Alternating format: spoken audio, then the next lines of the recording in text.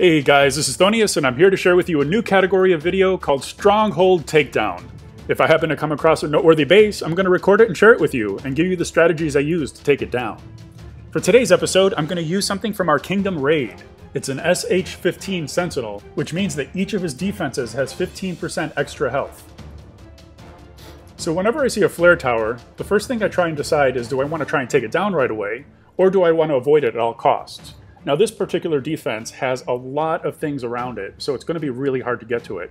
So the choice I made was to avoid it at all costs. So what I tried to do was to come in from this spot right here.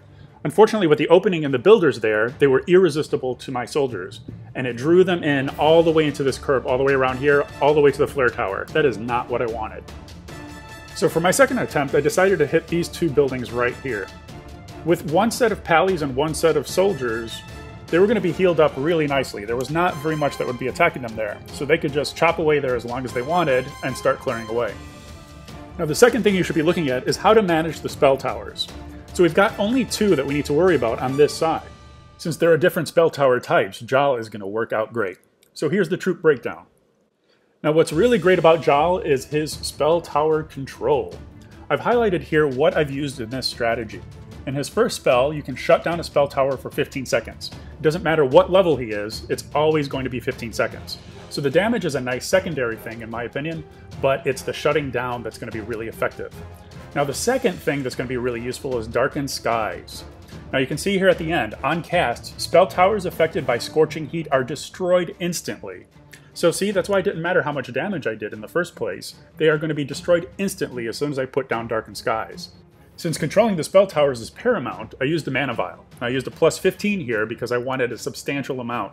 Since I wanted to use Scorching Heat and Darken Skies right away, I thought this 19 mana right at the get-go was going to be a really nice start. Now notice this is 19 out of 30. You don't have to worry about passing that 15 mana dot point. When I first started playing, I didn't realize that once you pass that initial 15, that you could still continue to store them and use them later. I thought they would be wasted, so I was always using my spells right away, use them right away. Well, you don't have to. You can store them up and use them strategically. As for my dragon, I was going to drop him in at the end, so I didn't have to worry about sweep damage. So as far as single target damage, 4 Veil was going to work out better for me. At level 30, he has higher damage output than my Viscaria does at level 26. So since I wasn't going to be doing sweep damage, 4 Veil is what I went with. For my troops, I have 8 each of level 6 troops. I cannot stress enough to focus on upgrading your troops every chance you can get. You can upgrade them to level 6 already at SH9, so if you don't have them already upgraded, to do so now. And my pallies are at level 3 as well. So it's paramount that you always focus on offense till you're about an SH12 or 13. Now, if you don't have all your troop portals completely upgraded yet, don't worry, because I didn't necessarily use donated troops. So if you need to catch up a little bit, you can always use that in this strategy. Okay, let's get into the battle. So you can see here, I put down 1 set of soldiers and 1 set of pallies, and I repeated that down below. I'm going to apply Scorching Heat to the ice tower, and then to the fire tower, and then Darken Skies is going to completely wreck them. Now notice I haven't placed new troops yet, not until they've broken through this upper part, because I don't want them to start going around the circle. See, now I've started applying the troops and they're going to go into this middle section exactly the way I want them. A little bit more control, it's really nice.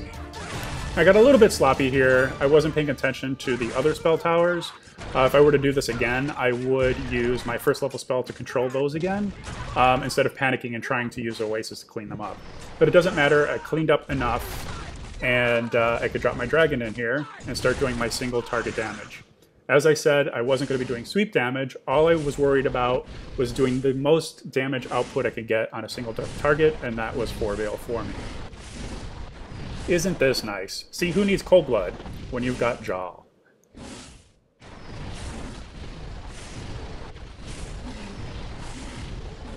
Victory! Awesome. As always, don't forget to like, subscribe, share, all that fun stuff. It keeps me making more videos. It gets me so happy whenever I see this stuff getting all the numbers increasing. Like, yay, I got another subscriber. I appreciate every single one of them. If you have any questions about specific ancients, I have 19 of them right now, and I play around with all of them. Each of them have their strengths and weaknesses. I'm going to try and do a little bit more focus on different ones, different strategies. But hopefully in Stronghold Takedown, it's going to help identify some of my strategies there. My favorites are Erasmus, Forveil, and Jal, depending on the base. I'm at Twitter too, so if you want to follow me there, it's at Cthonias, Cthonias. Looking forward to talking to you guys. Take care. Thanks again.